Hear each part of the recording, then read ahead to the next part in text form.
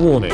The following podcast contains explicit language, honest opinions and a sense of humor. Welcome to the Brothers Take. Hello everybody and welcome back to our podcast. I am Chris, joined by my brothers Adam and Eric. Hello. Hey, I was trying to wait till after he says it because the past few episodes we've just been like hello at the same time. I know, yeah. It's like fucking Tweedledum and Tweedledee. Yeah. Oh, there's that game. Eric is setting up our pain at the moment. We are back in the room to talk more about video games, and following on from our previous discussion and in our lead up to the PlayStation 5, which we have all pre-ordered. We're looking back at the previous PlayStation consoles, the generations of games that came with them, to try and list collectively our top 5 games on that console. Eric's having a mental breakdown because in today's episode, we are looking at what we would consider the legendary PlayStation 3, which was a game changer in terms of the games that it presented. Eric, you all right, man? No. So we're going to be looking at, in a similar format to what we did with the PlayStation 1 games, and we listed off our top 5 PS2 as well. We've had to try and make our own personal top 5 PlayStation 3 games lists. And then we're going to nominate those forward and see, do they get it onto the board, across the board with the 3 of us, or at least 2 of us, to be collectively the Brothers Takes top 5 PlayStation 3 games? Or are they going to have to be put to one side and then we have to bash it out? We will also do a few honorable mentions. I say a few, but we'll probably list off so many games.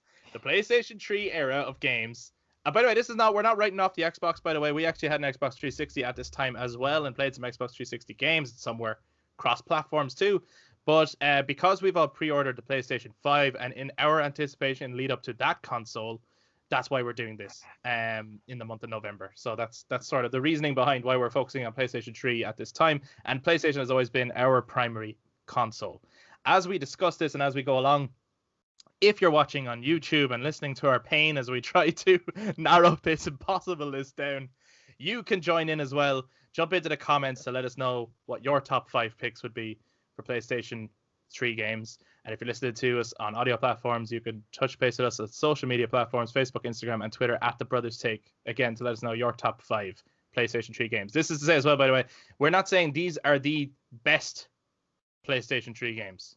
This is not about critical, like some of them might be considered that way, and you will have noticed that as well from when we did the PS1 and PS2, but this is subjective. This is based on our own experiences, our own interests, what we would class from our own experiences as the top 5 PlayStation 3 games for us. Once the music starts, we're going to jump straight into the discussion, and we are going to try go through a few honorable mentions first, ones that we did consider that are definitely high up there for us. I mean, we could easily make a top 20 PlayStation 3 games list, I would say, but we're trying to narrow it to top 5, so we're making it quite difficult on ourselves.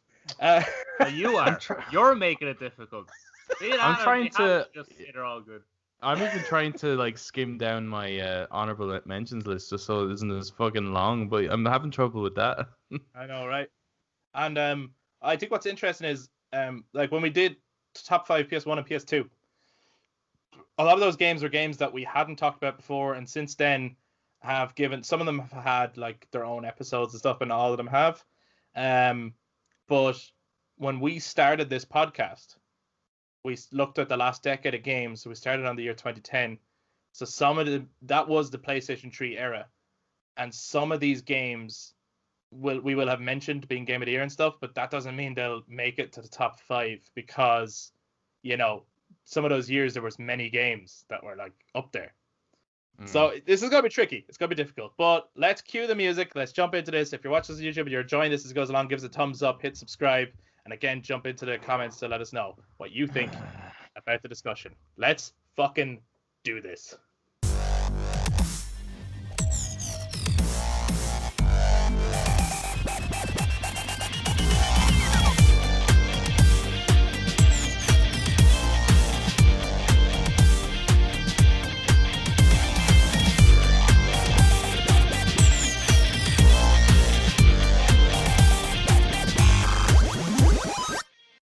Okay, So, who wants to try listing a couple of honorable mentions? Eric, are there any particular honorable mentions you want to put forward first that did not make it into your personal top 5? And if there's one that makes it into our top 5, we won't say that yet. We will just go, oh, yeah, it's an amazing game, because let's face it, all of these are probably going to be amazing games. I'm still fucking juggling my top 5 at the moment. You mean you didn't come prepared for this? Are you trying to No. tell me Eric is not prepared for this podcast? I'm so surprised. Oh, Christ alight. Mm. A fucking honorable mention with a PS3. By the way, this is to say as well, top 5, like, we mean top 5. We're not saying these are the only 5 games. The reason we're finding this so difficult is we like so many games for the PlayStation 3, and some of them Yeah. make up probably our favorite games of all time. That's what makes this so difficult, to try to say which ones come out on top amongst the rest. So if anyone hears like that a certain game didn't make top 5 at the end of this, it's not to say that we hate it. We could probably write a fucking, essay on that game alone and still love it.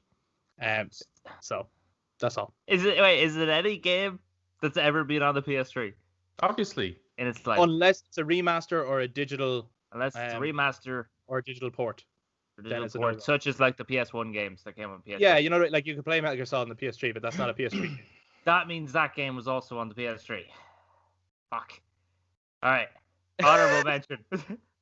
Okay, yeah. Give us an Honorable mention. I am going to give an honorable mention because this game I got it for PlayStation Plus, and I got it with PlayStation Plus, and it made me such a massive fan. Well, I wouldn't say massive fan. I don't like using that terminology, but it made me a fan anyway. So I'm going to say XCOM. Anyone know? I put that down. I was wanting to see whether or not you'd mention it. mention it? Yeah, I did. No, I did because I was thinking about it. So that's an honorable mention I'm going to put down. It definitely wouldn't be up in the top 5. That's for sure. But I did love. Yeah, the but game. we know you love that game.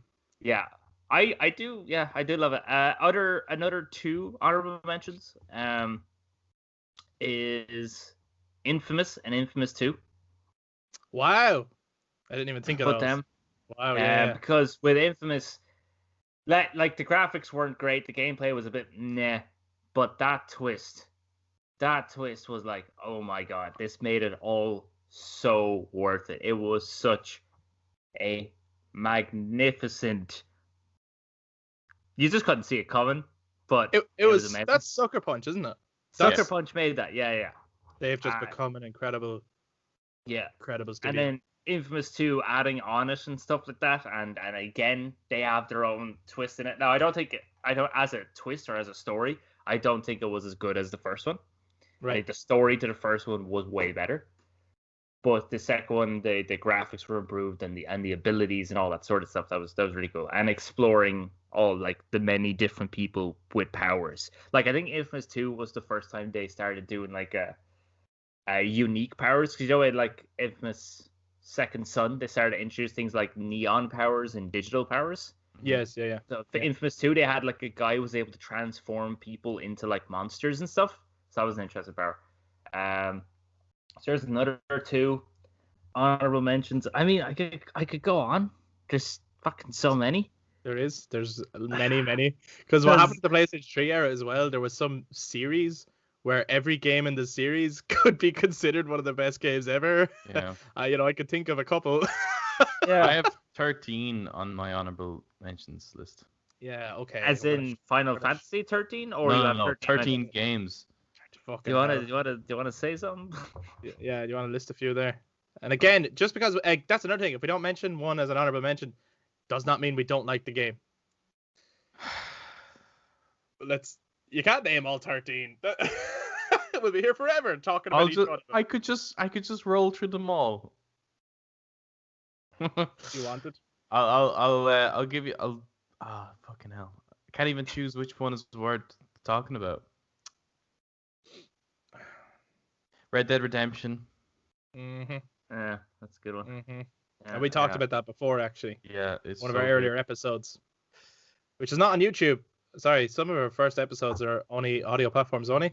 At some point, we plan to put them into an audio, because there's no video for them, but we plan to put them into an audiogram format or something and put them on YouTube at some point. But Red Dead Redemption was the one that was like struggling to like place it somewhere in my top 5. I had to Whoa. yeah, I had to boot Okay. that one out. I wasn't struggling with that one as much, but I do agree that it's an incredible game. Yeah. 100%. I think it's one of Rockstar's best ones, to be honest. Like I just think It's they definitely probably one of my favorite Rockstar games. Yeah. Journey. Is that on PS3? Yeah. Yeah. Started off in PS3, yeah. Oh, okay. That's a good one. Yeah, it's a good one. Uh, The PS3 is ridiculous. That's so ridiculous. It's relentless. Uncharted 2 and Uncharted 3. Very interesting. Yeah. Yeah. Yeah, See, yeah. I was obviously because Chris had to be annoying about this, and we had to divide these series into individual Well, games. of rather course than you going did, like because We have there to. were 3 individual games. They were. They have to do that. They I have to know. do that. So Okay. Will I keep going? Yeah, go on, name a few more. yeah, you Why have not? so many. You These probably are all could- incredible games. Yeah, they are. They really are. Yeah, Tomb Raider 2013. fuck. It's a tough. This is a tough Call game. of Duty 4 Modern Warfare. Oh, Yeah, God, holy that was so shit. good. Ugh. Heavy Rain. Yeah. Dead Space. That was class.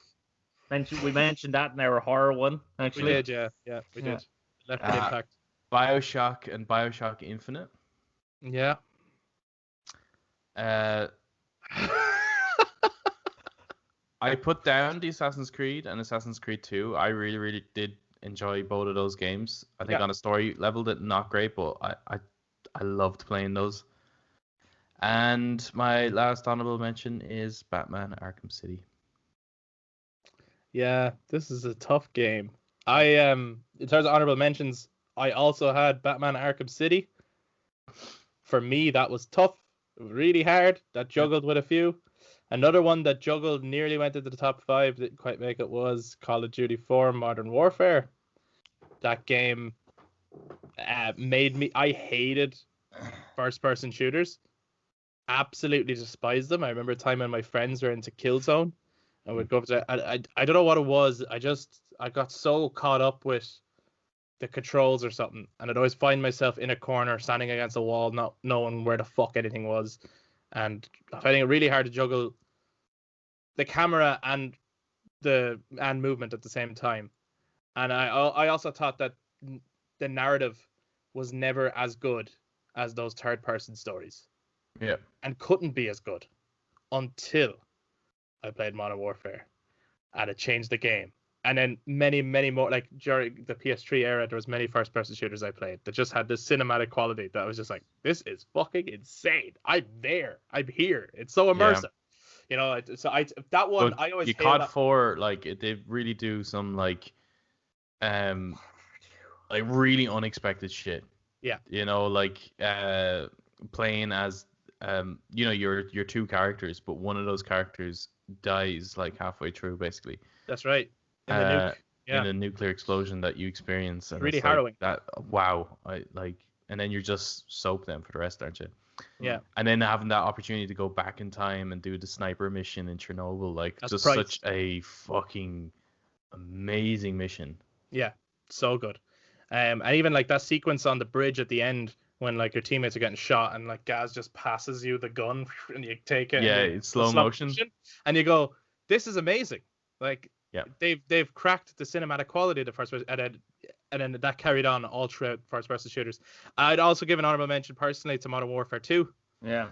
For me, it's pretty much as good, just for me, but in a different way. It's bigger, it's more movie like. It's just crazy like. But like, there's some real epic moments in it.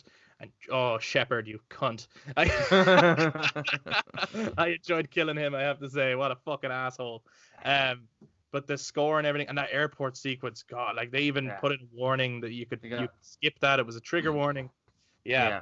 Oh, because when they released that remastered when they did remastered for both of them for PS4, like that again, that nuke sequence is so much worse because of the high def graphics on the PS4, like, and then again the when you're in the airport, that is especially in today's climate with everything going on, that Yep. is extremely harrowing. Yeah, to it do. is. Like it's Yeah, horrible. it's a shame that's a series that was going so well. It's a shame, like I think we all agreed that they fell off the mark when it came to the third one. Yeah. I thought the first two. I were- think it's because they focused way too much on the multiplayer. Yeah. And the thing is, like, 1 and 2, which is weird because it's called 4. Yeah, I hear you. But Anyway, yeah. They had really really, really good multiplayer too. Like, the Mm. multiplayer for them was really fun, really, really great. There was nothing wrong with them. Yeah. But now they're in this constant. I suppose it's because that's where the money can be made with the DLC and stuff. But both of those had such killer campaigns, like really, really good campaigns, really good narrative-driven campaigns. Yeah. That did have like these serious kind of movie quality to them. I do think Modern Warfare 2 was starting to move more into fucking, like, if I was to compare them, like, COD 4 always reminded me of a Ridley Scott kind of Black Hawk Down movie. Yeah. But or Modern Warfare 2 was kind of dipping into like a modern, almost like the Incredible Hulk, only without the Hulk in it, kind of Yeah, or like a big military movie. like Transformers without the Transformers. Yeah. Yeah. It's just the way it's done is like it's a Michael not Bay movie. it's not a realistic kind of military No, not at all. kind of thing. And I think that's where it started to go a bit kind of like off the wall, like for Yeah. Call of Duty. But yeah, I think the story for like the motivation for the characters and the conclusion to Modern Warfare 2 is better than the first one. Yes. But I think the first one is a better game. Yeah, I think the first one takes it by a pinch for me in terms of being, well, it changed the game for me in terms of first-person shooters anyway. But then also just like having that fine balance between being cinematic and being kind of grounded and realistic. Yeah. But then the second one, it just became this epic blockbuster thing. So I just really enjoyed that for what it was. Like, it was a thrill ride, really. Yeah. So many great missions. And other honorable mentions I just want to throw out there just before we move further is Heavy Rain is another one. And we've talked about that before. And that, again, was the first one of those style games. So that opened up that whole genre of game styles for me. On Uncharted 1 and Uncharted 3. Oh wow. So we're going to fight later. This is where it's going to get tricky. Yeah, Yeah, I'm this is gonna gonna add two more, which is Yep. Mass Effect 1 and then Mass Effect 3 as honorable mentions. And I'm sure if anyone's listening to this, you're breaking it down. It's like if we're doing these honorable mentions of Uncharted 1 or Uncharted 3, you now know what's one of our like top 5. Well, Eric, I would like to add there an honorable mention of Mass Effect 3. I don't praise the first one as highly, so it wouldn't even be in this argument for me personally. It's a great game, but it's not this high for me. Yeah, But yeah, we'll but get there. again, again, Mass Effect 1 got me into the series, all the different choices, Yeah. and again, like Infamous, that twist was just like, oh, what? No way. We've talked about this before. We bigged that up for you, though. Yeah. Yeah, it's because you kept taking the piss, and then all of a sudden, those little bug things are important. Keepers, yeah. Okay, so those are some of our honorable mentions. Look, there's loads more as well. There's loads more that we could go into, but those are some big ones that we wanted to give a shout out to. Those are some big ones. Now let's Oh, get God. into what we're going to try and say is our top 5. There's a couple that I think we're going to agree across the board, and then there's some that we're going to have to fight over. Oh boy! I'm going to do another honorable mention actually. Oh yeah, okay. Keep Sorry. coming. Another one is God of War 3. Oh right, okay. Yeah, that's I had a that hell of a got time me playing into that the. game. That was such an enjoyable time. I got me into the series, and what an incredible opening! Yeah. Climbing is Mount great. Olympus to Yeah. then have to fight and brutally kill Poseidon. I have to And the say, designs of that game for the gods was awesome. yeah, I actually have to say of the original God of War games, like before this kind of reboot era, people probably ranked them differently. God of War 3 was the one I enjoyed the most. I just thought it was the most fun, and it was just brutal and chaotic, and it just the action never stopped. It just kept going. And I at the time I was just like I wasn't even taking it seriously as a game. I wouldn't rank it as high as Eric is right now, but but I just remember going, yeah, fuck it. Anyone I meet, I want to kill him. Let's just do this. Like I was like, Hera would be talking, and I go, yeah, I don't care. I'm gonna kill you. Aphrodite would be talking to you. I think she's quite nice to you. And I'm like, I want to kill her. I want to kill everything I can. She's Aphrodite. I'm not 100% she's not nice. She's just Aphrodite. Yeah. But yeah. She's just being herself, I suppose. Yeah. But a big fan of Greek mythology. So the whole play on everything that they do in that series, I really enjoyed. So yeah, it's a good fun game. Okay, before we take it any further, does anyone else want to do any other honorable mentions? No, I listed all mine. You listed all of yours. Yep. Yeah. No, I think I'm happy enough to keep going as well. Again, there's many more games that some mentioned like, oh yeah, I had a great time playing that, but it's trying to get to the real top of it now. So, Eric, is there a game you would like to nominate first? And would you like to get some of the easy ones out of the way? Yeah, let's just go heavy hitter. We've mentioned it before. Oh, I didn't even mention that as an honorable mention. Oh well. Anyway. Hold on. What was it? We're here. Come on, we're here. I'm going to consider we've talked about it so much and we don't really need to say anything anymore. I'm going to put Skyrim as an honorable mention.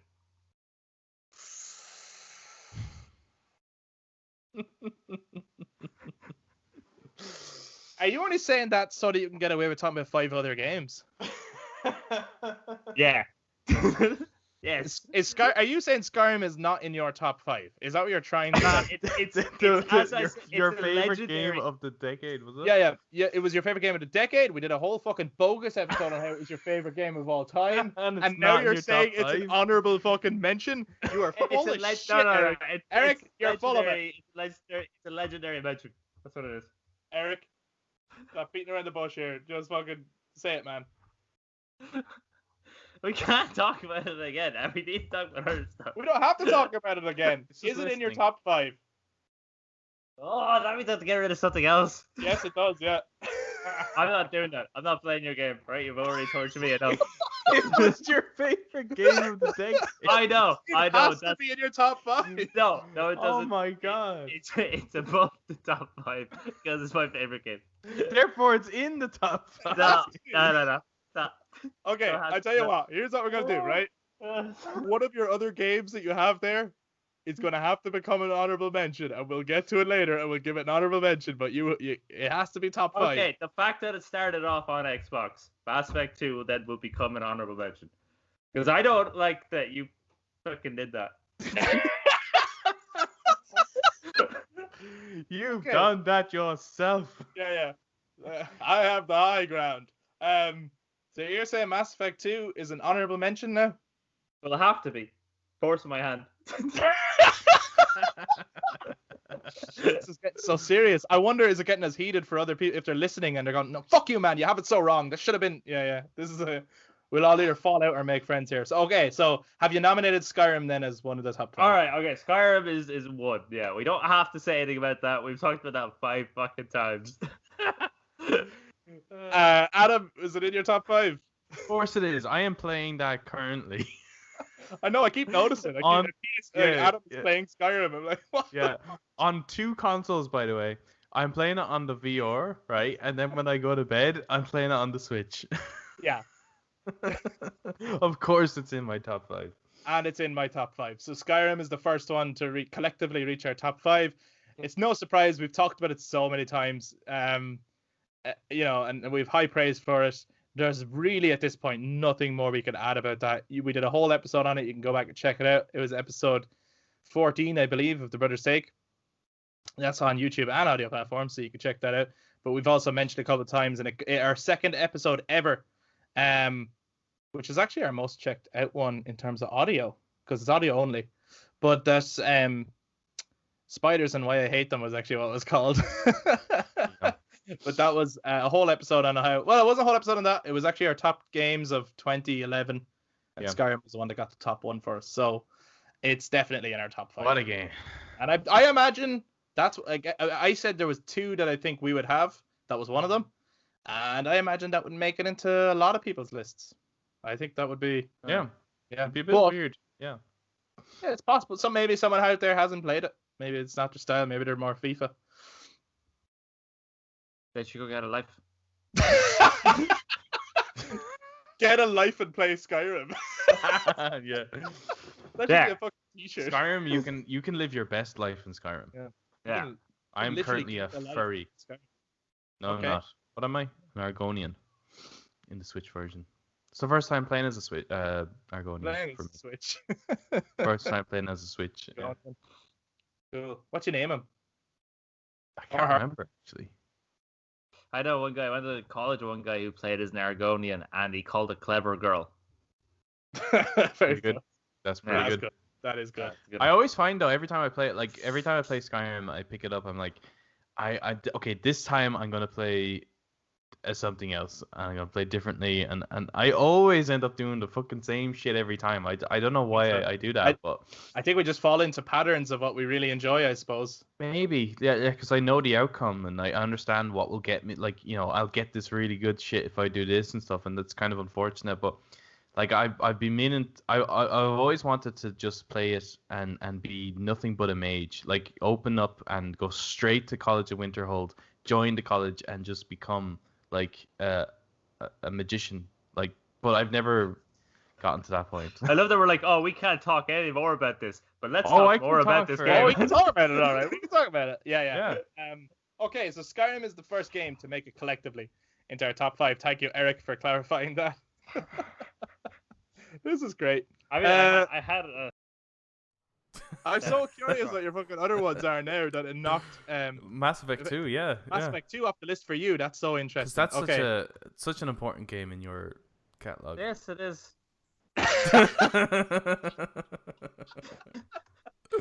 This is like the brothers take it, just pure despair. It's like as if you didn't think through, like when we were doing favorite games in the past. Yeah. Because you also had XCOM in there, like as a favorite at one point. Yeah, but Yeah, but Now it they depends started on the year that was in it, doesn't it? Yeah. yeah, that was all depending on the year and stuff.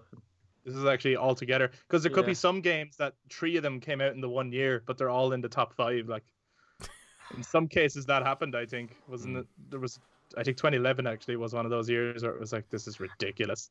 Yeah. Adam, would you like to nominate the next game? Okay. Batman Arkham Asylum. Yeah. Yes! Yeah. I can't believe it! It made it on! I actually thought that's one that was going to get knocked off. Oh, really? Yeah, I did actually at one point. And again, that's one where, remember, City was one where I was like, oh, it's nearly there. Mm-hmm. And I was batting between the two of them.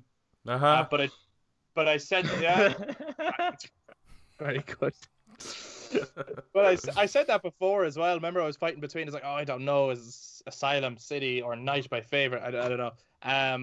But on PS3 era, yeah, ultimately Asylum I think is the better game. So it did make it into my top 5. What a game! And we did a whole episode on Arkham Asylum as well, not that long ago, actually, a few weeks back, on how good it was. And how big that moon was. That's a big moon. That's a big moon, but you know what? That moon has been Outshone. It's been outshone, outsized. hasn't it, Eric? By Yeah. what game now? Ghost of Tsushima Legends. That's That's the a biggest moon. way bigger moon. That's such a big moon. It's ridiculous. That's why he said we were playing it. And he was like, "What? Arkham Asylum's moon is getting a run for its money."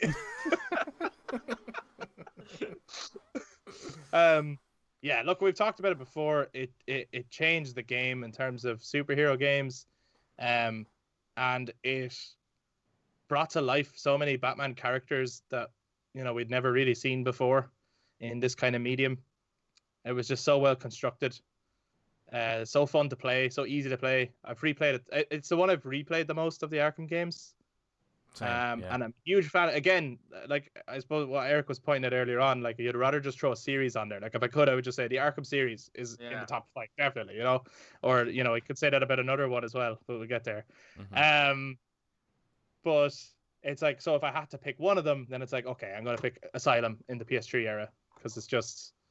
Like, I think City has such an interesting story and has such interesting themes, and would have made like a fantastic graphic novel even as well. Like the whole concentration camp thing going on in Gotham, like it's really interesting. But ultimately, and it has a huge, fantastic cast. But ultimately, like, it's not as fun to play. There's too many parts in the game that are like boring or monotonous, or like, oh fuck, I just want to move on. I want to get past this part. Getting around that map can be really bloody annoying as well. You can, Because let's say you're in Joker's industrial area and you have to get the Penguins Museum. Yeah. You have to like do this Swing arc. around. You have to go do this arc thing, right? Because you can't go straight through. So that's really annoying. I never realized how short that game was until I replayed it on PS4. It's actually quite short. It's because I used to think like, oh, this is ridiculous. How could he do all these side quests and this the main objective as well in just one night? But the objective is actually so short that he could. But I was trying to do a map in my head, considering it start like when Bruce Wayne gets captured at the start of that game. Yeah. The sun is set. It's nighttime, right? The moon is shining. The ridiculously big moon is shining over Gotham. And he does everything. And by the end of it, when he's walking out of Arkham City, it's still nighttime. And I had to do the math in my head. I was like, okay, the sun must have set at like 4:00 p.m. or something for him to be able to do 10 hours worth of Protocol 10 and all the side quests for it to still be nighttime. Maybe it's just always nighttime in Gotham. Yeah. Maybe. I think Metropolis is where the sun is at. Yeah. Someday The sun does not shine on Gotham. No. That's why everyone's losing their minds. Yeah, there's not enough vitamin D. Yeah. That's the problem in Gotham. So everyone's breaking the law. I mean, fuck Batman. They should just like do ration packs of Sunny Delight, and that city would be sorted. Yeah. Sunny D, all right. Sunny D was a great drink. Yeah, it was. So tasty. It was so addictive. I was actually really fucking surprised that Asylum made it into your top 5 though. For Bodia's. So I'm really, but I'm pleased. I just really love that game, you know. It's gonna be across the board. Yeah, it's great. It's great. When I think back of all the games I want to replay and stuff like that, that is one of them. Like when I think about PS3, like that's what my top 5 list is made of. Really, is just games that had the most impact for me on PS3. Yeah.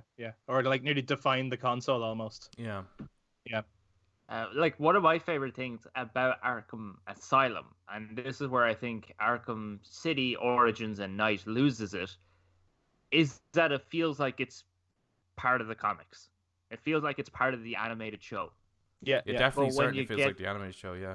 Yeah, because it's like, oh, here's the bio of Hugo Strange. He knows he's a villain. Here's the bio of Killer Moth or Firefly, Prometheus, Joker. You know, everyone's in it. He's done it. He's been here for a while.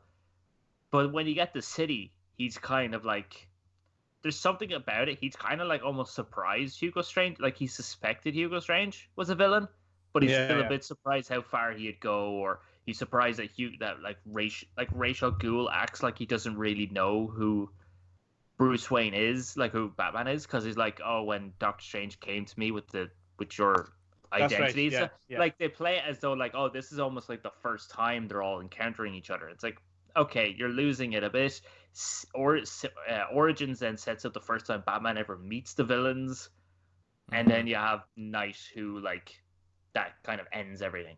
Yeah, I think that's the great thing about Asylum is that it's so self-contained. Yeah, it's so aware of all the material that came before it, and aware of the possible material that could come after it. And then City was like, oh shit, actually, we need to try and make this a series, almost self-contained series. And it really did go that way with Origins and Night then, where it's like, you know, we're kind of aware that there's other stuff, but this is its own thing now. And now it's the Arkham verse. Rather than and I agree. I think that's like why while I love the Arkham series as a whole, it's one of my favorite video game series.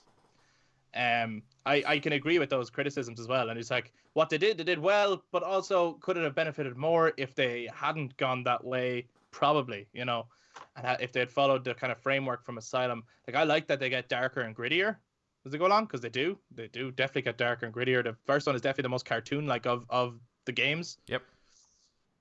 But it's also the most fun to play, and it's so well structured. And like we said before, that Scarecrow sequence on the PS3 is the like what Psychomantis did on PS1, the Scarecrow on PS3 is, it's that generation, that generation's version of the Psychomantis thing. It's just that was a groundbreaking moment on the PS3 console. Yeah. It was amazing. Well, sorry, and that wasn't just PS3, that was 360 as well. But Yeah. we're talking PS3, so awesome. So we have 2 slots filled already. I'm starting to wonder, are we gonna how many of these are we gonna disagree on? Yeah. Well, I think Well, we're definitely going to there's- disagree. We might leave that series to the last spot. Okay. Because I already know that we're gonna fight over it. Yeah. So yes, Arkham Asylum and Skyrim have made it onto our top 5 PS3 games. It's my turn to nominate. I'm going to nominate this one now because I don't think it's going to make it into our top 5. I thought it had a chance, but based on something Eric has said, I might as well say it now because it's in my top 5. Okay. But Eric has given it an honorable mention, Okay. and that is Mass Effect 2. Yeah, get And it I'm off. So Kick it off. shocked. Get it in there. For me, Kick it off. it's fucking definitely. Like I was like, Yeah, it's well- definitely up there.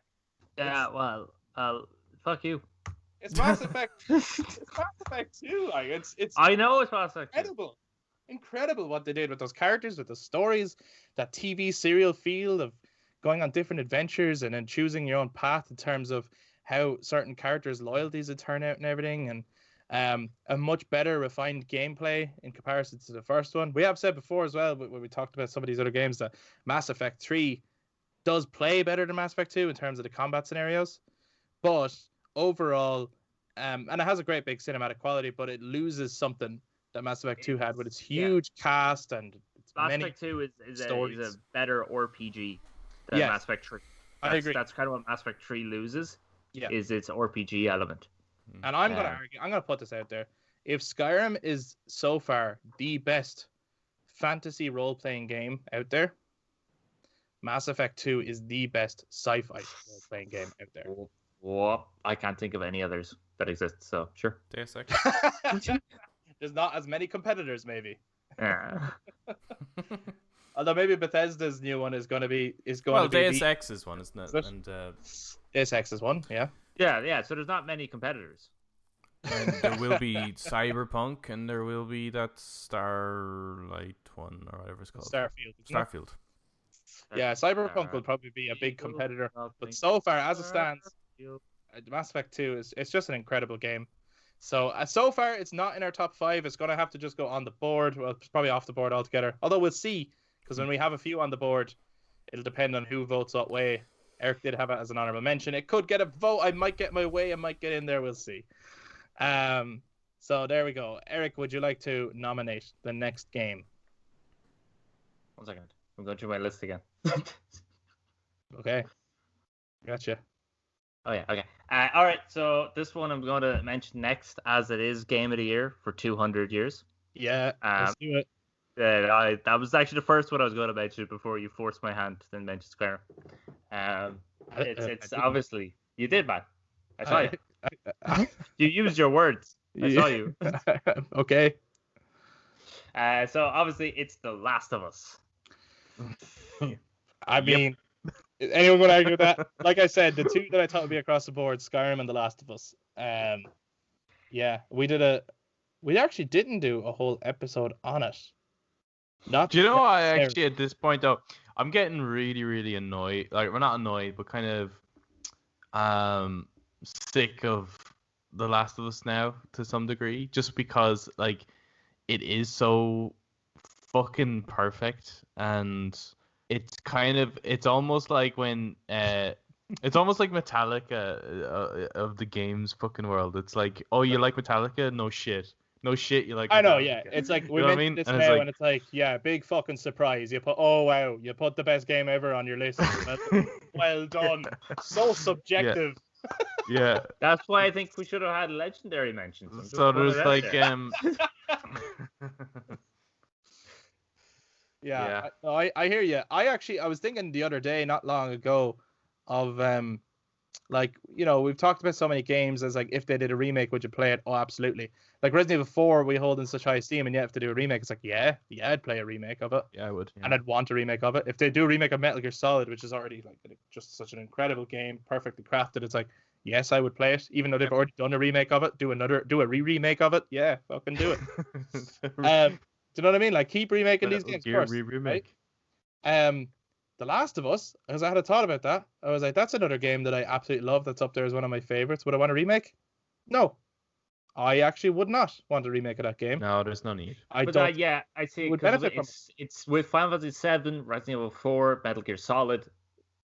They're amazing, but Yeah. due to their graphics and their gameplay limitations, that's kind of why we would like a remake, because we'd Yeah. like to be able to. I think put Final their Fantasy. full What's strength. interesting actually is that Final Fantasy 7, like, there's so many that don't want Metal Gear remade, right. because in many ways, like Metal Gear Solid 1, as though it is dated, it plays to the strengths of the console and the technology and stuff like that. It actually does play well for its time.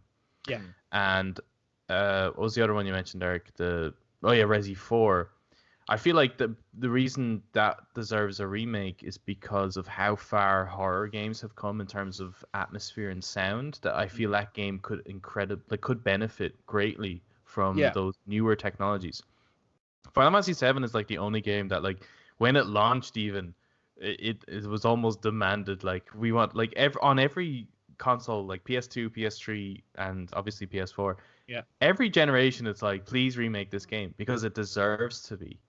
The technology back then actually was not good enough for. It held back the huge ideas it had. Yeah, exactly. Yeah. So it's like that one deserves a remake because it's so held back. Whereas again, The Last of Us is a bit like Metal Gear in that way, where it played to the strengths of the technology available to them, and it works so well. But as well, I want to point out that, like, so obviously, it still looks really good now and it plays really good now. In 10, 15 years' time, The Last of Us might feel very outdated. But even still, I don't think I would be excited by a remake, because I think what makes that game, like, there's a lot of things that make it, but ultimately, it's the performance of Joel and Ellie. And it's like, there's some movies where you're like, yeah, remake would be cool, but there's some where you're like, just don't touch it. Just leave it alone. It's just, they have it nailed. You're not going to do a depiction of this relationship in a newer or more interesting way that's better than what they captured. I don't think. Yeah. Could be wrong. Maybe I'll eat those words someday in the future. But as it stands, The Last of Us, it's not a game I would want remade. Leave it alone. It's incredible. Yeah. That's how I Hear, feel. Here. So there you go. Our so far, okay, we're doing pretty good, actually. Last of Us, Skyrim, and Batman. Last of Us, Batman, and Skyrim are in our top 5. Yes, It's Batman, Skyrim, yes. Last of Us. Skyrim, Batman, Last of Us. The Last of Batman and Skyrim. Oh wait, now. So far we're doing pretty good. It's not bloody yet. It's not getting too violent yet. Well, making those 5 initially was hard. That was the hardest part. Yeah. Because there's so many in the honorable mentions. It's just like they're so fucking they're so good.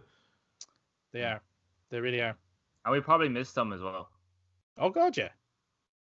Every single game that came out of it. No, I'm joking. There were some bad games They're too. all great. They deserve a round of applause. Eric, would you like to? Oh no, it's my turn, is it? No, it's Adam's turn. It's Adam's turn. Sorry, you just threw out The Last of Us there. Good man. Yeah, I threw it out. Got rid of it. So, to take spot number 4, Adam, what would you like to nominate? And let's see what happens. Actually, now I'm kind of confused. Now I'm confused, because I was like, okay, we'll leave that series to the last spot. But now I'm like, hold on now, because that's my 5th one. Like, I've mentioned 4 of mine now so far. Ooh, happy And Halloween, 1st of November. Now with the 2 of you, I am fucking really confused. And Eric, I gotta say, I'm very confused with you.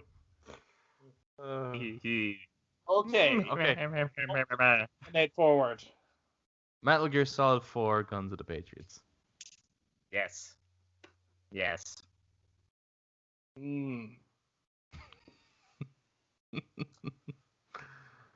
Okay. Okay, first of all, let me put this out there. You forgot about that. Oh, I did not forget about it at all. I did forget to mention as an honorable mention.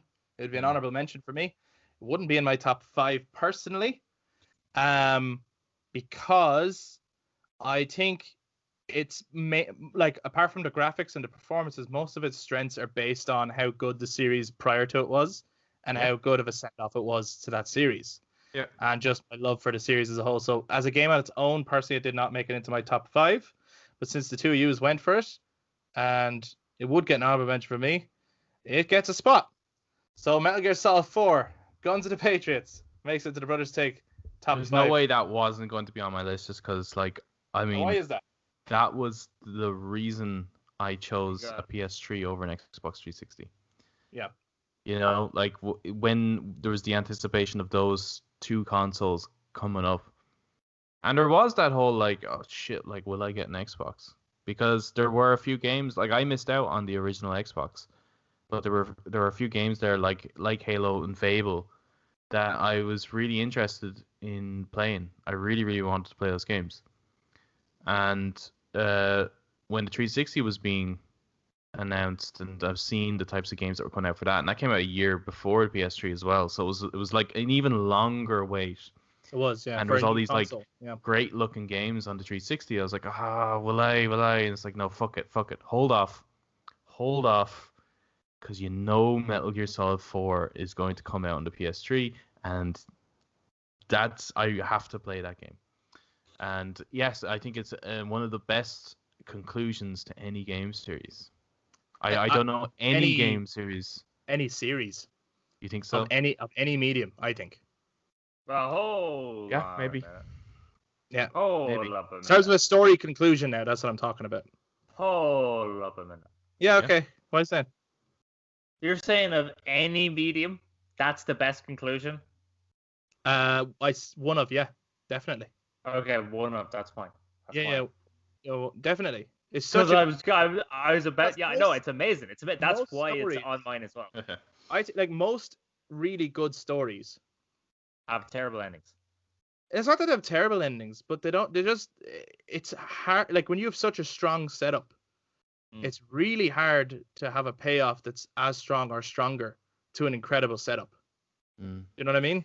That, Especially ongoing. yeah, I know. You know, I'm looking at these long series. Like you think of Star Wars.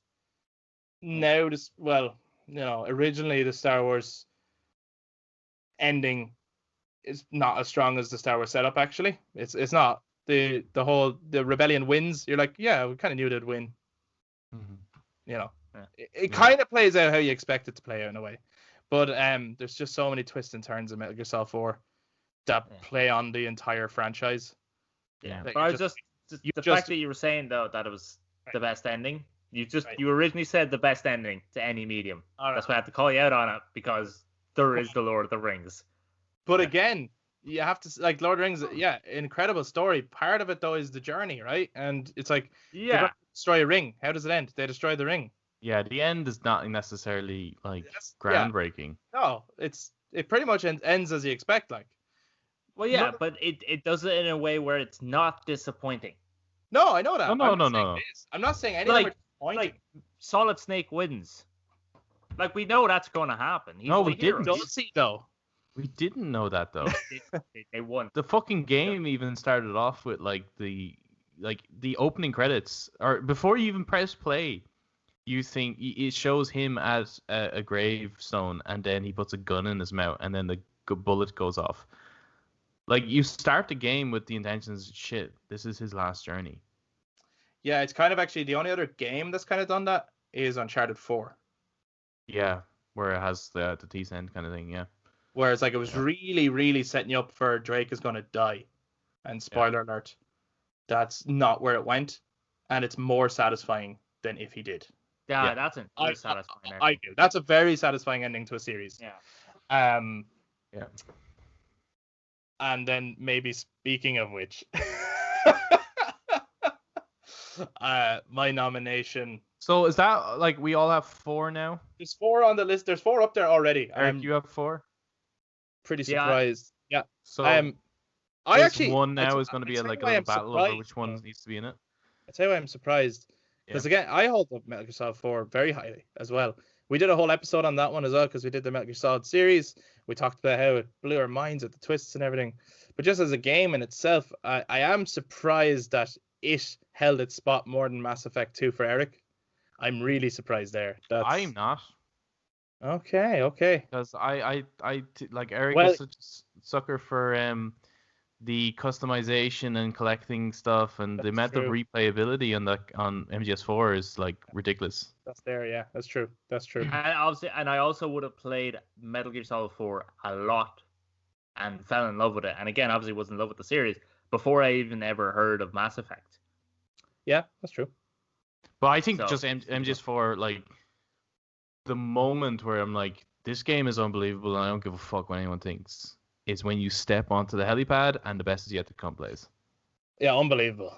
It's just like this is one of the finest moments in Gaming. video games. Like the only other game that gave me that kind of like nostalgic emotional fucking feels is Goosebumps.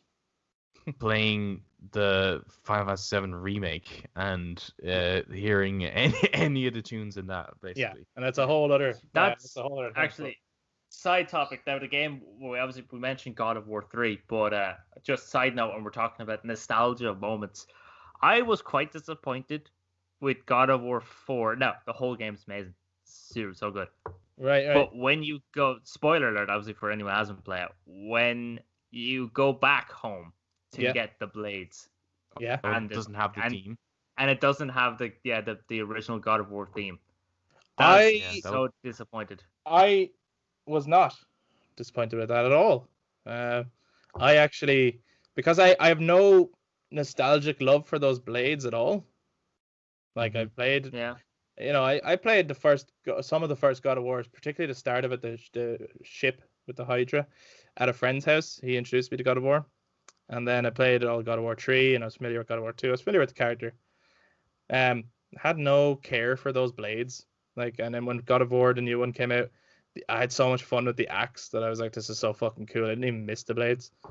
But there was just something about that scene that pumped me up when he took those That's blades. the same. Yeah, same for me. Like I think I always hated those blades.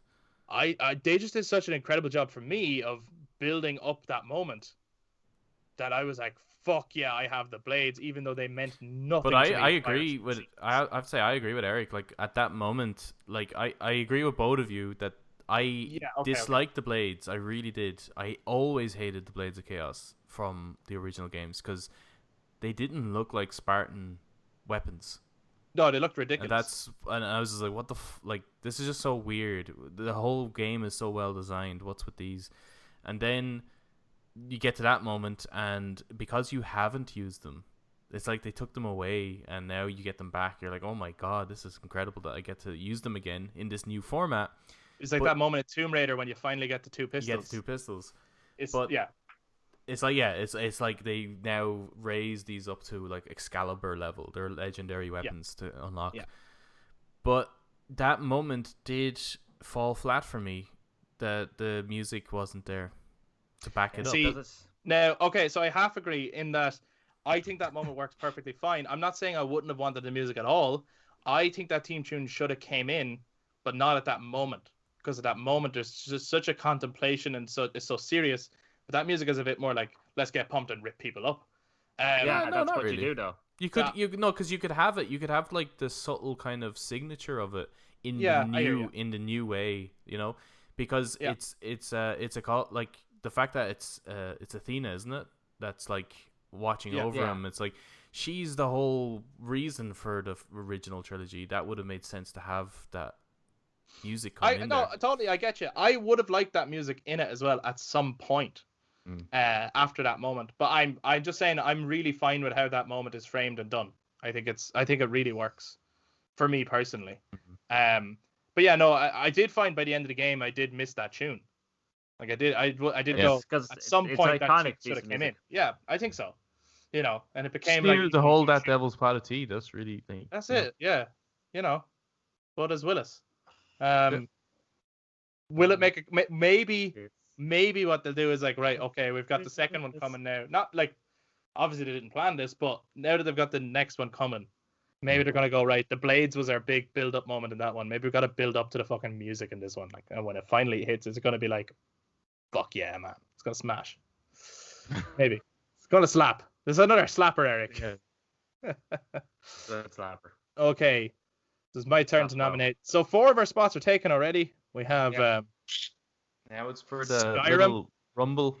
The Last of Us, Batman Arkham Asylum, and Metal Gear Solid 4 Guns of the Patriots have made it into the Brothers Takes top 5 PS3 games.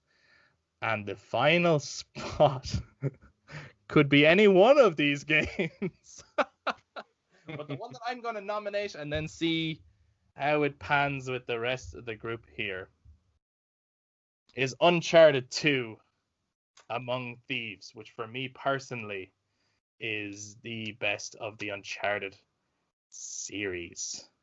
And it would be impossible to tell you that you're wrong, because I believe that's the general consensus, is that that's the game that really took the series and made it famous, really. And not only that, it's the game that really showed everyone this is how you make games on the PS3. Yeah, it was pretty definitive at its time, and I think it's cemented. While I love the first one as well, and I don't think the first one gets enough praise, I would say that I do feel like even though it gets a lot of praise, and by no stretch of the imagination is any Uncharted game kind of underpraised, it kind of gets forgotten about sometimes, I think, the first Uncharted. Yeah. And it really is an incredible game with an incredible story that really kind of set the building blocks for what this could become, and therefore what AAA blockbuster games could do in terms of great characters, great moments, and like kind of cinematics that are happening in game that you have to interact with in moment, you know. But I do think that what they did with Uncharted 2 just elevated it to such a new height. The intro is so good. That Marco Polo quote, which is obviously a real thing, but building your mystery around that was so good. It's like that's just a little unwritten part of history that's like so like a perfect thing to pick up on and build a story around in terms of this big treasure hunting adventure. Taking it to this Asian culture, this part of the world that I'm not as familiar with. You know, like the first game, it's all Spanish gold and that kind of thing, and it's like, well, you know, we're in Europe. I'm familiar with more European history and European culture. I've been to a lot of European countries. It's a little bit more familiar to me, and like the Christian history is a bit more familiar with me. So the whole Asia thing, I just felt like I entered a whole new world with Uncharted 2. You know, I went to places that I've never been, that I don't recognize, that were so different. Asian temples, the Himalaya sequence is incredible with Tenzin. So good. And of course, it became the building blocks for The Last of Us then. You know, it led to... It just... The Naughty Dog we know today, as far as I see it, you could say it came from Uncharted because that leads on to Uncharted 2, you know what I mean? Like, or you could say, well, it was Crash Bandicoot because that led on to it, you know. But really, for me, I think it's Uncharted 2. I think that just cemented them as the studio that they are today. I don't know what you're going to say. So that's my pick. Uncharted 2, Among Thieves. Eric. Well, I already put that into my honorable mention. Yeah, so I know it's not yours, right? So actually, out of curiosity, before we come to Eric, because he didn't say either way when it came to Uncharted, he kind of left them all up there somewhere so that we don't know. But and Eric was the first of us to kind of pick up on the Uncharted series, actually. So he kind of brought it into the house in a way. But so Adam, I can't remember which ones you put where. Which one then? Because I do know it's an Uncharted game that you have in your 5th spot, right? So which one was it that... It's going to be the first one, Uncharted Drake's Fortune. Uncharted Drake's Fortune. And so why would you be suggesting the first one over the second one? Firstly, because of how shocked I was about like how I was totally wrong with that game. Like I remember seeing it and I just wasn't feeling it at all until I played it. And when you play it, like it changed the game industry really. Like so many games afterwards just kind of adopted that method of storytelling and technology as well. It's one of the first games to utilize the motion capture stuff. Yeah. But I also resonated more with the story in the first one than the second one. The second one to me had such an obvious sequel quality to it. Right. But for me, it's not a personal journey for Drake. It's just another adventure that he got roped up into. I loved the personal stakes in Drake's Fortune. I liked the dynamic between him and Sully, and the fact that you're not sure whether you should trust Sully or not. Yeah. And that these guys are just random, like, kind of mafia dudes nearly. Like, they're just scumbags looking to make a bit of money on the black market, right? So everything about it is secretive. But then, before you know it, that guy you didn't notice in all the cutscenes turns around. That guy. He's the God bad damn guy. you, man. Yeah. But what I liked about Uncharted Drake's Fortune, and I can say the same about Drake's Deception, and I can say the same about A Thief's End. Yeah. Is this stuff could actually be happening. This stuff could go on in our world. And because it's all black market behind the scenes shit, we don't know that it's happening. It's not making the news. There's no fucking way you won't hear about the stuff that goes on in Among Thieves. There's an actual military going around the place, and it's such a fucking. It's quite Modern Warfare 2, like, in a way. Yes, it's that, and that's the one thing I didn't like about Modern Warfare 2 as well. Like, Modern Warfare 1 had enough events that was kind of low caliber enough not to really make the everyday news, but Modern Warfare 2, Russia invades America. Like, what the fuck? Like, it's like you just took it to fucking 11. Yeah, like that's not modern. That's not modern. That's never happened. Yeah. This isn't Modern Warfare. This is make-believe warfare. What are you talking about? So, yeah, I just preferred the overall villains and stuff in the first one over the second one. And here's the thing as well, like, I wouldn't really like disagree or argue either way. And that goes the same for like when we're talking about the Arkham series and that kind of thing. Like, if someone here had said City, I wouldn't be like, no, you're crazy, it's Asylum. I would just be like, oh, yeah.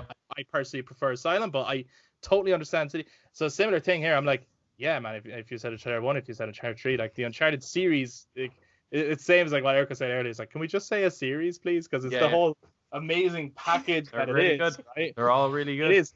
And I think as well, again, like, it's not that every aspect of Uncharted 2 I think is better than Uncharted 1. For example, I think the monsters and the kind of there's a creepy mystery in Uncharted 1 that is much stronger than it is in Uncharted 2. There's just this blockbuster quality to Uncharted 2 that I personally prefer. Yeah. But I get what you're saying. Like, Uncharted 1 does have a slightly more personal. It's it's a little bit smaller and a little bit more low key, and it's like, you know, he's really stranded on that island, and there's no one that could help him, and it's kind of a creepy haunted island that could be anywhere in the world, that maybe is really out there somewhere that you won't find. There's kind of a lost quality to it that I enjoyed as well. And I remember, like, when there was little hints to monsters, I was like, God, I hope there is. I really hope there is. Like, I'm enjoying all this kind of realism, but I'm starting to really hope there is something else going on. And they build it up so well. You get down in the catacombs or whatever, and like every so often, if you hold R2, you'll see something run by, and the music gets a bit creepy, and you're just like, fuck me, what's coming up? You know, like, they build it well. But again, it's just for me personally, the cinematic quality that Uncharted 2 had, the presentation that I had took it from me. But now Eric's Uncharted 3. They will have to try and gamble them all. Eric, what game are you hoping to nominate as the 5th spot? Uncharted 3. Really? Yeah, man, I love that game. That game. Oh, really? Is it though? It's actually Uncharted 3. Because if it is, like, that's brilliant. If it is, it's like, okay, we just we have to have like a good, bad, and ugly kind of showdown. I could bullshit this forever. Unfortunately, no. I did not like Uncharted 3. I do remember saying while playing it.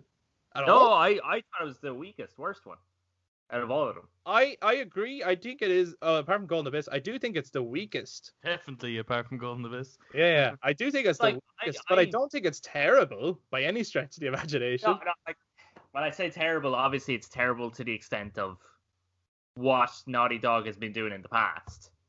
Right, okay. With Uncharted 1 and Uncharted 2, they were so good. With Uncharted 3, then, I don't even... yeah, like it does get personal, I suppose, and you do see when he first meets Sully, but the villains I thought were crap. I actually liked Lazarevich more than I liked Helen Mirren and Wow. Talbot. Helen Mirren. Sorry. Although if they ever put her in the movie, she should play her. Oh, she absolutely should. I can't remember what her name was actually, but I didn't like them. And even when it came to when you go to Saudi or you go to Yemen first, and you go through that town, and then you fight people there, and the fighting was just so. Oh look, you've walked for a while. Time to fight. And it's like, oh really? Oh look, big brute guy that I gotta do like the. I just everything about Uncharted 3. Wow. Yeah. So you didn't like Uncharted 3, is what you're trying to tell us. No, I personally do like it. It does get an honorable mention for me, but Yeah. No, I Got an actually, honorable mention for me. Chris, you said I didn't mention Uncharted earlier. I actually did. I honorably mentioned 1 and 3 because I put 2 as number 5 for me. Ah, fuck. Here's me hoping it was 3. Because I would have put. Because if he said 3, I would agree with him. Whoa. Yeah. I would absolutely agree with him. Let's pick up that statement there. Hold on a fucking second. Yeah. Stop this fucking episode right fucking now. Park those brakes. Let me see. Am I picking this up right? Go on then. Are you saying that apart from Golden Abyss, Uncharted 2, for you, would be the weakest of the Uncharted games? Yes. It is my least Are we- favorite wait, out of Are the main are we series. including Lost Legacy? I hope Even so, yeah. even including Lost Legacy, Uncharted Yeah. 2 is my least favorite of the I would actually main mark, console series. Oh my I god. would mark Uncharted 3 below Lost Legacy. Lost Legacy is amazing though, so Yeah, that's- no, Oh, yeah, no, yeah, I Lost was Legacy. I was just wondering where we kept it, considering it was kind of almost like a DLC expansion or something to Uncharted 4. Yeah, So I was yeah, just wondering where that actually is. But that's better But it's to not. me. It is a standalone game. Like Yeah, Oh, Lost but Legacy. to me that's better than Uncharted 3. I think Uncharted 3 just. Okay, well, 2 votes goes to Uncharted 2, and therefore it takes a spot collectively in the top 5. Hey, I lost out on Mass Effect 2, so these things happen, Adam. I know the feeling. It's Yeah, okay. yeah, It's yeah. okay, bro. okay, Look at all the games they named are amazing, but so Uncharted. that means collectively our top 5 were Skyrim, Batman Arkham Asylum, The Last of Us, Metal Gear Solid 4 Guns of the Patriots, and Uncharted 2 Among Thieves for our top 5 PS3 games. I think if you asked people across the board your favorite like top 5 PS3 games, I don't think that list would look the same everywhere. I think No, Definitely there's not. absolutely not. there's 2 of those games that were across the board for us. Only 2 of them were. Well, sorry, 3 of them were actually across the board for us, but I think only 2 of them would show up in a lot of lists. Yeah. I think the other ones. Actually, I think 3 of them would. I think Uncharted 2 would probably show I think up a lot. Uncharted 2 would show up quite a lot. Like I am in the absolute minority here when it comes to like opinions about Uncharted 2, but I just didn't connect with it the same way as I did with the other ones. Right. That's all. Is it mainly because you see, for me, Uncharted 3 is kind of what it. As a result, it curses Uncharted 2. What?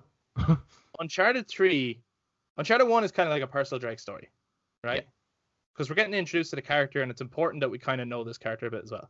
Yeah. Uncharted 2 then is like we have an understanding of the character. Now let's see what he does, and it's sort of an evolution of the character.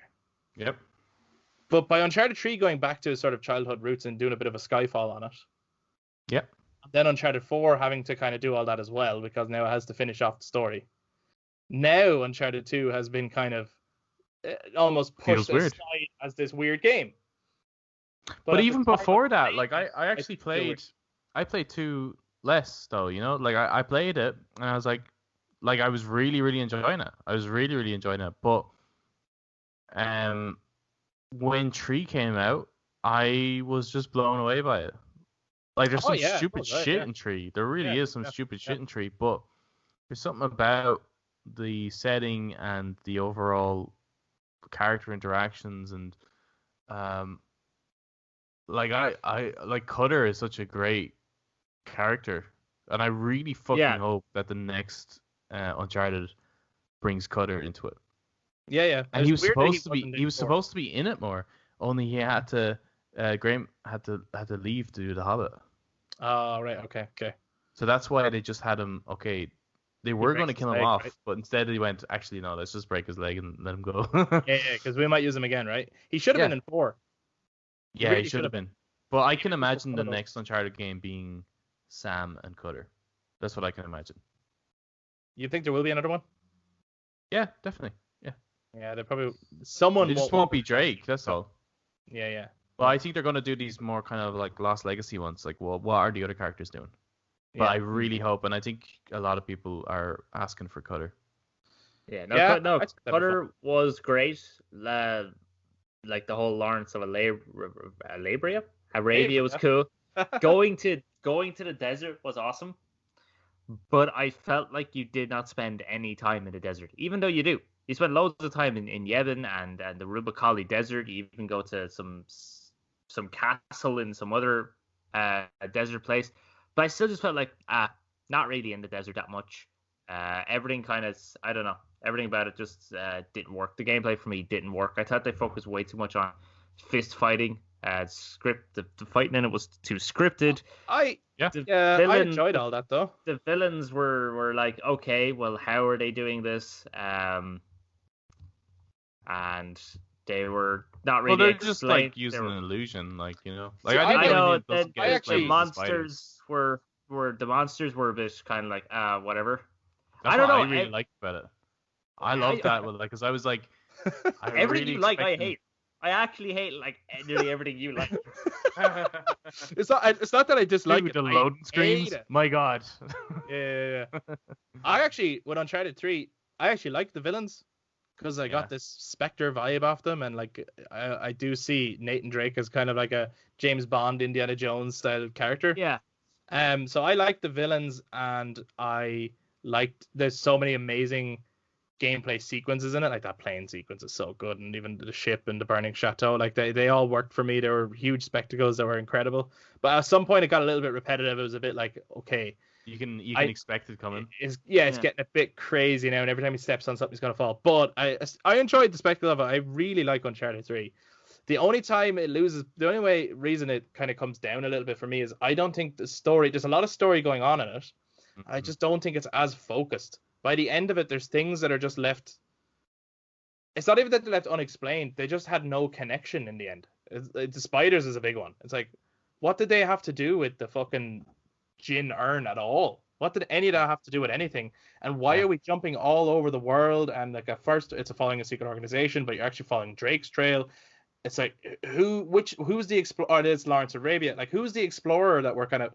It just seems it's a jumbled mess of stuff that they weren't too sure. They're like, I like this possible thread we could go with, or this thread we could go with. Why don't we go with all of them? yeah. Then there was like later on Yeah, everyone loved Tenzin, so it's like, oh, let's have Salim, but Salim is in it for like 2 minutes and that's it. And it's that like, happens all okay, too late, I think. Yeah. Yeah. They I do the did get con, some like, serious like Rambo 3 vibes off that sequence though. I thought that sequence. Was Then so there's the convoy one, which was like, oh, this is just the convoy one from 2. So it felt very. it felt copy and repetitive, but paste. I will say that I think they actually do a better convoy sequence in 3 than they do in 2. Mhm. Like I think the horses one is a more enjoyable one because it is serious Rambo. I 3 mean, like, or even Indiana Jones 3. they do the convoy thing again in 4 as well. They do Like, I again. mean, Yeah, and you start Yeah, going but laps. I four know. 4 is good, so it's okay. Okay, Eric, you're being way harsh on this. I don't agree with that at all. I still think it's great. It's just Uncharted. Everyone knows in- that me. Uncharted 2 takes the. I What- just think by- that the sand mechanics Mm. were far superior than the snow ones. I'll give you that. that's fair. The I mean, lighting but- was but- better. It was the engine made a huge improvement over it too. I mean, Yeah, yeah, I'll give you that. it's. But the had they lighting. made Uncharted 2 after Uncharted 3, right? Like, then the snow would look better than the sand. If they I know, swap but them. then unfortunately we still have Perfect. Lazarevich as a villain. I think he's fine. That's it. He's fine.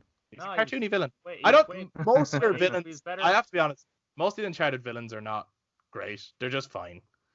Rafe Rafe was a really good villain, I Yeah, thought. Rafe was great. So actually, And- just while we're on Uncharted, and we haven't talked about this at all, it would have been something we probably would have done a bonus on, and it's obviously a few weeks back now, but the picture of Tom Holland officially as Nathan Drake, and apparently they've wrapped up the filming on that. Yeah, it's done now. Yeah. Oh, okay. Out of nowhere. How did you feel after seeing the picture? Do you feel a bit more at ease with the casting, or do you feel any different? The first thing that came to my head was that's fine. You can dress him up as Nathan Drake. It doesn't mean he's Nathan Drake. You know what I mean? Like it's like Weird thing with like Tom you can get Holland. anyone and dress them up as somebody, but at least until I see their performance or see the direction style, that could have just been him out in his back garden dressing up for fucking Halloween or something. Like, you know what I mean? It's not gonna make me any happier that they're choosing such young people for such iconic characters. Actually, what age is he? He must be 22, 23. Like, that's the thing with like Very young. Let's see. Does it say what age he is? 24. What is? 24. 24. Like, Oh, okay. I have no doubt. I know what you're Like, gonna say. he's a good actor. He's a good actor. Yeah. I have no doubt that he's going to perform well as Drake. Mhm. He's got that, even just seeing how he goes on in Spider-Man and stuff like that, you can already tell that he has the wit to play Drake. And from some of the other films he's in as well, he's got that serious. I mean, the dude can act. He can act. He's a good I actor, think and anyone he's says a good otherwise actor. is kidding I think themselves. he can play a good Drake, but Mhm. I think for the rest of his life he's always going to look like a child. I don't think he's ever going to look like Drake has like Bond. Drake looks like Bond. Drake looks like a grown man. Yeah. And it's more than just the facial features or anything like that, but there's the build as well. Yeah. Tom Holland's a very slim dude. Even if he's built muscle for Spider-Man, he still has a small frame, and Drake doesn't. Drake's a pretty big, bulky dude. He has almost a Daniel Craig physique. Yeah. And I just don't think that he, even in that costume, doesn't look right. He hasn't got that filled frame that Drake has. Yeah. But he is athletic and stuff. I think he's probably going to be doing most of his own stunts and shit like that. But I just can't help but look at him and go, he just looks like a boy, not a man. Yeah, I didn't know I thought he was younger than me. I didn't know he was 24. I thought he was still like 16 or something. But that's the thing, he always looks that way. Yeah. I agree with a lot of what you're saying. Like, I think the guy is a good actor. I think he's going to perform Drake well. I really do. I think this is probably going to be a very fun movie. Yeah. To watch, but not necessarily a great movie. And the only thing I could think, and I couldn't help myself thinking it when I saw that picture, was like Nickelodeon's Drake Jr. Mm-hmm. Yeah. It felt like one of those. Do you remember when they had like an Indiana Indiana Jones Jones. Jr. Yeah. show? And Yeah. you're like, sure, you can watch it if you want, but it doesn't, like, it pales in comparison to the Indiana Jones movies. Drake should be the age of Indiana Jones and Indiana Jones 1. Like, or like Bond. He's a man. I think there's a longevity plan here in the hopes of making a series that Tom Holland will grow into. But I'm not sure that's the right plan. I don't think that's the right move. Yeah, and Sony That's doesn't weird. Sony's really bad at fucking doing that too, like trying to create a universe or a range of films. Yeah. They failed multiple times with the Spider-Man ones. Yeah. They are struggling. I don't know, is it them doing Tomb Raider? Is that I'm sure they Sony? have some involvement. They must have.